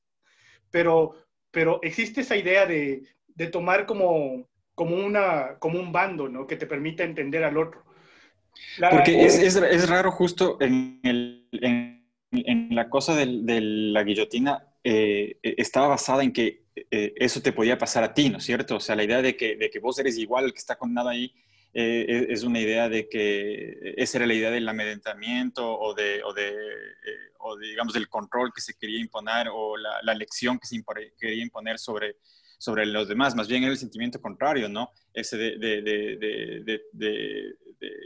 en ese caso del ajusticiamiento y en el caso de la empatía que tenía este tipo para que esa cosa sea menos dolorosa, ¿no? Así es, pero además es un proceso histórico, ¿no? Que se va construyendo y que se va diversificando. Por ejemplo, y la dimensión de la otredad también se transforma, ¿no? Entonces, si vos tomas, por ejemplo, consideraciones de cómo están siendo catalogados muertes de principios del siglo XX, te vas a dar cuenta que es sumamente importante aquí en el Ecuador dejar claro quién era, ¿no? Si era indio, si era negro, y por ejemplo, acá en el Valle de los Chillos, ¿a qué hacienda pertenecía, no? Todavía en el siglo XX, o sea, era muy importante esta dimensión, y por eso pesa todavía en nosotros. No me acuerdo con quién hablaba hace poco, pero me decía qué difícil es quitarte ciertos patrones que están muy interiorizados, ¿no? Como por ejemplo, quitarte de la cabeza el insulto racial, por ejemplo. Pero es porque paulatinamente incorporas dentro de ti a esas características y ya no te diferencias, no buscas separarte, pero en su momento funcionaron como espacios de diferenciación profunda, ¿no? Entonces, y en ese sentido te permiten al otro verle con características distintas. Y eso también puede ser lo que ahora pasa. Por ejemplo, si vos hablas con una abuela, ¿no? Nuestra mismo, o sea, la equiparación entre uno de nosotros y la vida de un animal será imposible. Pero, por ejemplo, en una corriente ya contemporánea de gente que esté hablando de veganismo o lo que sea, esa comparación sí es posible. Y es histórica, ¿no? Entonces uno podría decir, no comparto con estos tipos. Lo cierto es que te permiten entender. O sea, yo me ponía a pensar, por ejemplo, cuando hablábamos de otra clase del pensamiento de Galeno. O sea, si Galeno está diseccionando perros para intentar cómo funciona el ser humano, de alguna forma alcanza a ver la evidencia que tenemos todos, ¿no? O sea, si el perro está vivo, es una estructura que tiene huesos, que tiene músculos, que tiene lengua, tiene ojos. O sea, es bastante más parecido a nosotros mismos que las figuras de ciencia ficción, por ejemplo, ¿no? Entonces, estas figuras, o sea, es bastante fácil darte cuenta que algo tenemos en común con esa especie, ¿no? Ahora, que si vos, por ejemplo, eres un ser humano a principios del siglo XX en el que te dice Génesis, ¿no? Eres parte de la especie que domina y Dios te puso aquí para ejercer señorío. Bueno, pues, o sea, efectivamente puedes nutrirte de todo lo que te ha puesto a disposición, ¿no? Pero el mismo Papa ha tenido que rever la manera en que debe ser leído el tema de la administración del mundo, ¿no? Eso lo dijo, no, si no me equivoco, en Laudato Si. Que, claro, el tipo te habla, aguántate, no es señorío, es responsabilidad. Entonces, que la iglesia tenga que hacer esa observación también te habla de un cambio de paradigmas, ¿no? Pero por ahí va la cosa, creo. ¿Alguien más quiere opinar? Creo que ya nos estamos pasando. ¿No? Entonces, Franklin. No, solamente una anécdota. Cuando yo era niño, pues me contaron lo que era la guillotina. Y claro, me parecía un poco aterrador el relato, ¿no? No había visto ninguna, pero me contaron que era una cosa que servía para cortar las cabezas. Y luego pues veía, especialmente en Quito, un anuncio en algunos lugares que decía servicio de guillotina. Y decía, chuta, ¿pero qué? ¿Será que aquí cortan las cabezas o qué es eso? Y tardé mucho en conocer la guillotina como algo moderno. Y algún día pues hice este juguetito, que era pues una guillotina, ¿no? Que funciona. Se puede colocar aquí la cabeza. Esta tiene una canastita, ¿no? Entonces hice eso. No es ninguna obsesión con la guillotina, sino que me regalaron un paquete de bajalenguas y usé para hacer algunas manualidades o cosas de esas, ¿no? Así que algún rato pues, seguimos conversando de esto. Qué chévere, Franklin. Bueno, sí, el Franklin creo que es el único más friki que conozco, ¿no es cierto? No he llegado a hacer guillotinas de palos. Bueno, queridos amigos, el jueves, como les pido, por favor, debatimos los proyectos y Getchell, ¿no? Tenemos el texto de Getchell y nos apresuramos, nos enfrentamos a la fecha madre para todos nosotros, los difuntos. Así que desde ya, pues, hay un montón de cosas que ya les voy a pasar para que puedan tomar en consideración. Un abrazo grande de mi parte. Gracias. Gracias, Nos Leo. vemos pronto, ¿no? A todos. Chao. Muy bien. Hasta luego.